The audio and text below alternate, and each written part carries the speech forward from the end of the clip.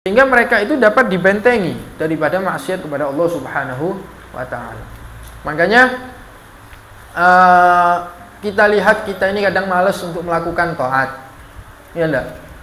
Akhlaknya kita kurang baik, anak-anak kita, istri kita, makanya kok gampang kurang ngelama, gampang kurang ajar ya kan sama suaminya. Kenapa orang-orang zaman sekarang ini seperti itu?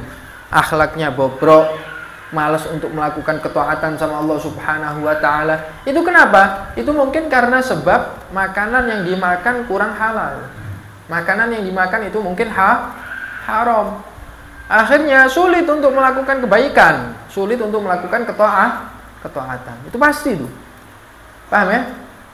Allah Subhanahu wa ta'ala memerintahkan kita untuk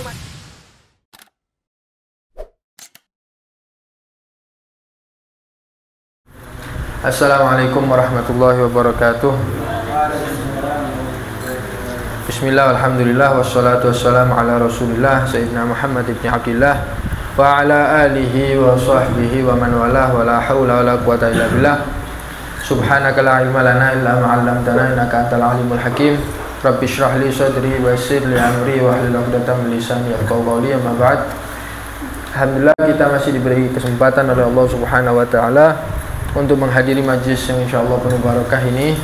Mudah-mudahan kita dijadikan orang-orang istiqamah oleh Allah Subhanahu wa ta'ala, dijadikan orang-orang yang diinginkan oleh Allah Subhanahu wa ta'ala kebaikan baginya. Amin ya rabbal alamin.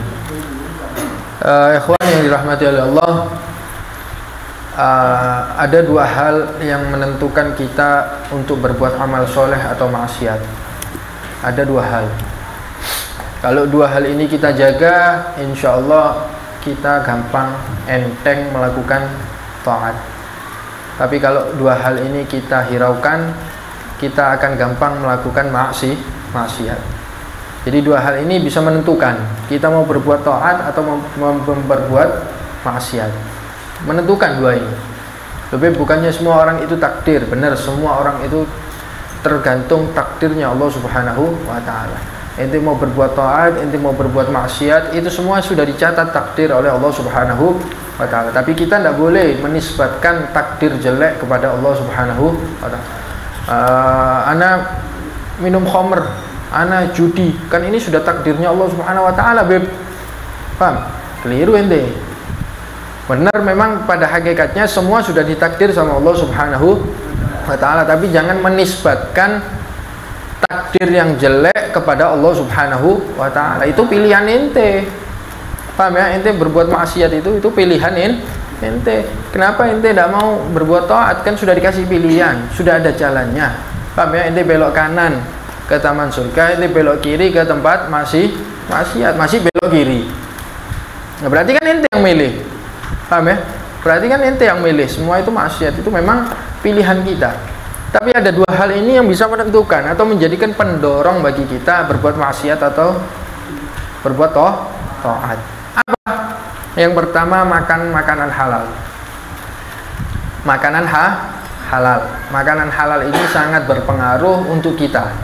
Kalau kita jaga makanan halal, jaga perut kita, mulut kita daripada makanan-makanan haram, maka hal tersebut akan mempengaruhi kita untuk berbuat taat. Percaya tidak percaya ini? Paham? Makanan ini sama kayak BBM. Kalau ini makanannya haram, larinya ke maksiat. Kalau makanannya halal, larinya ke taat. Pasti. Paham ya? Pasti. Dan itu makan halal itu makan makanan yang dihalalkan, baik halal barangnya atau cara mendapatkannya, itu adalah sebuah perintah Allah Subhanahu wa ta'ala. Perintah Allah. Ente disuruh makan makanan yang halal saja, tidak boleh makan makanan yang haram. Ente makan makanan yang halal dikasih pahala sama Allah Ta'ala. Ente makan makanan yang haram dapat dosa. Paham ya? Nah, makanan halal ini mempengaruhi kayak BBM. Paham ya? Kayak BBM. Kalau kita makan makanan yang halal, insya Allah tubuh kita, paham, akan gampang untuk melakukan taat sama Allah Subhanahu wa ta'ala. Tapi sebaliknya, kalau kita makan makanan yang haram, tubuh kita akan enteng untuk melakukan maksiat. Itu pasti, sudah pasti. Itu kaidah. Nabi SAW atau sebuah perkataan makalah dikatakan, Man akalal halal ata'at jawarihuhu sya'a am abah. Barang siapa makan makanan yang halal, anggota tubuhnya akan mengajak dia untuk melakukan ketaatan, mau ataupun nggak mau. Ente enggan ataupun ente ingin, hati ente ini males atau nggak males, pasti akan mengalirkan, akan mendorong ente untuk melakukan taat makanan yang halal. Waman akalal haram asad jawarihuhu sya'am abah. Kalau ente makan makanan yang haram, pasti anggota tubuh ente akan diajak untuk melakukan maksiat. Hati ente mau ataupun nggak mau, pasti melakukan maksiat. Paham? Itu.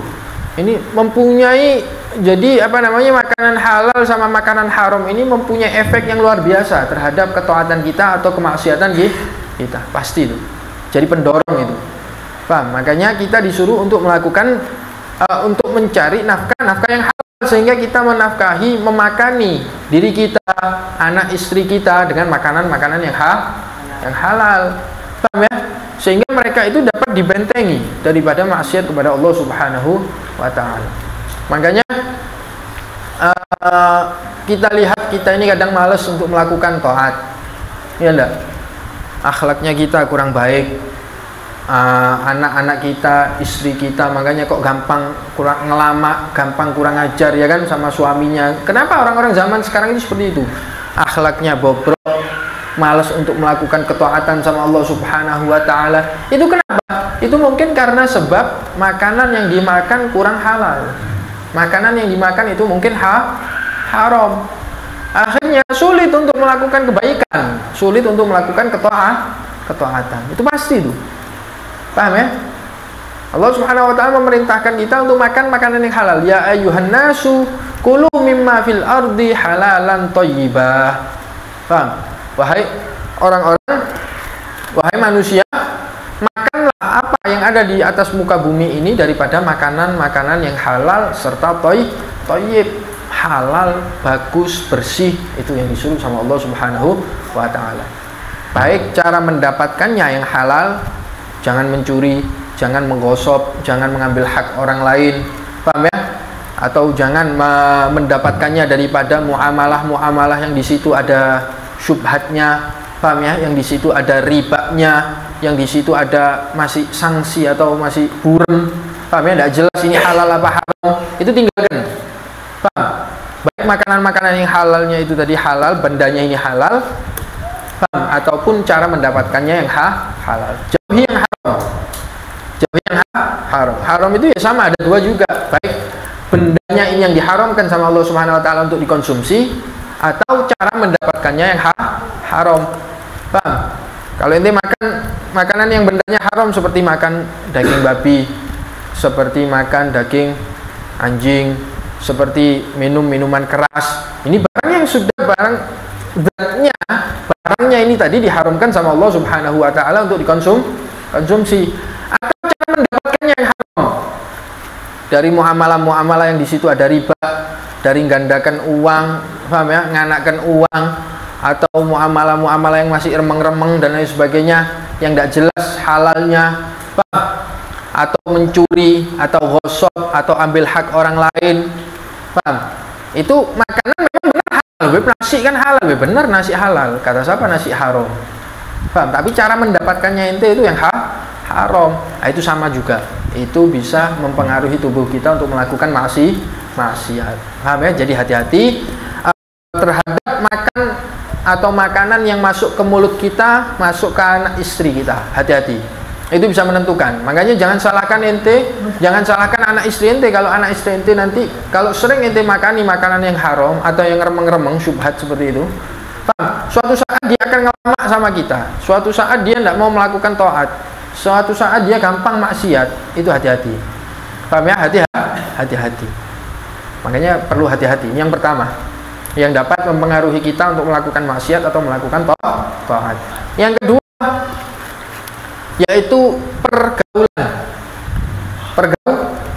Pergaulan ini menentukan kita, paham ya? Menentukan kita.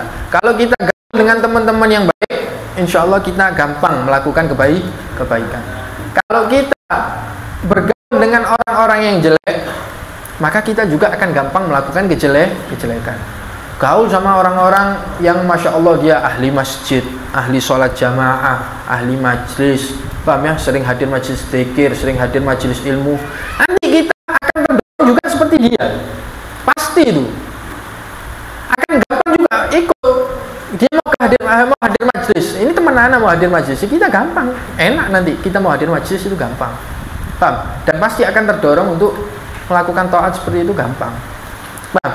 Tapi kalau kita suka teman sama anak yang hobinya judi, hobinya main perempuan, hobinya minum minuman keras, hobinya sabun misal dan lain sebagainya daripada amal-amal maksiat, ya kita mau tidak mau nanti akan mencoba maksiat tersebut, pasti seperti itu, paham ya? Ente kumpul 40 hari dengan mereka saja, ente bisa terpengaruhi.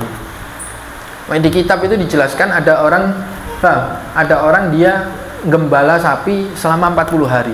Ente lihat, ente kumpul dengan orang selama 40 hari, ente bakal meresap daripada akhlaknya. Ada orang gembala sapi umur 40 hari, lama kelamaan si penggembala ini tadi kalau garuk punggungnya kayak sapi dia. Sapi kalau garuk punggung gimana? Gosek-gosekkan tembok. Dia juga sama seperti itu. Kenapa? Karena kebanyakan kumpul sapi. Mau tidak mau ini sudah.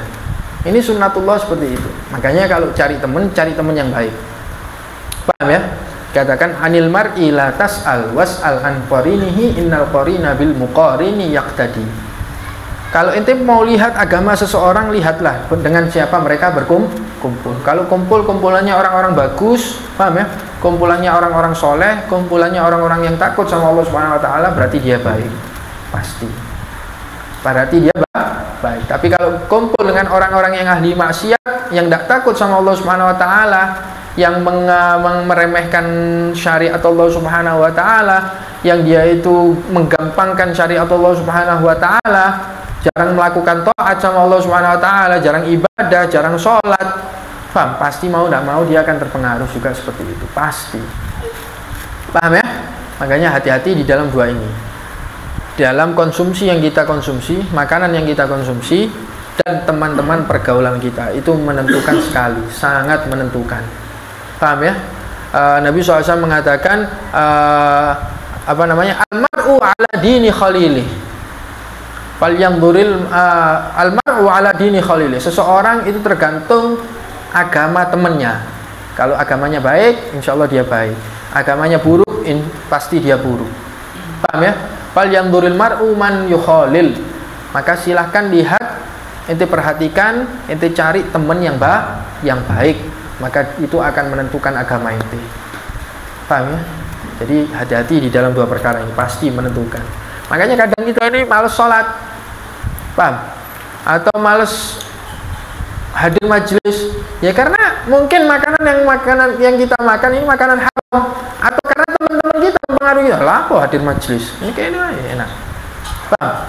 Ya bola, enak, daripada ente hadir majelis dikira saya nak rokokan dan lain sebagainya.